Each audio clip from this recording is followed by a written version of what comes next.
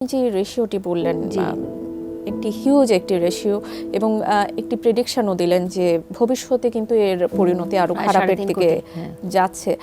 অনেকের মধ্যে ধারণা আছে ক্যান্সার একটি ছোঁয়াচে রোগ। অনেকের মধ্যে ধারণা আছে ক্যান্সারের চিকিৎসা করে কোনো লাভ নেই। প্রতিটা রোগীর যে আলাদা আলাদা গল্প আছে, এই গল্পগুলোর সমন্বয়েই কিন্তু আমাদের চিকিৎসা ব্যবস্থাকে আরও উন্নত করতে হবে। কারণ আমি যেটা বারবারই বলেছি, শুধু মেডিসিন নয়, মন এবং মননের সমন্বয়ে চিকিৎসাটা দিতে হবে, তবেই আমরা ক্যান্সারকে জয় করতে পারব।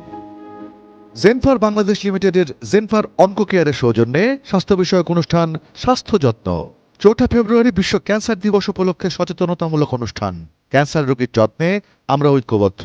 অতিথি অধ্যাপক ডাক্তার আলিয়া শাহনাজ, ক্যান্সার বিশেষজ্ঞ ও বিভাগীয় প্রধান রেডিওথেরাপি বিভাগ, অধ্যাপক ও বিভাগীয় প্রধান ক্যান্সার বিভাগ, ঢাকা মেডিকেল কলেজ হাসপাতাল, ঢাকা।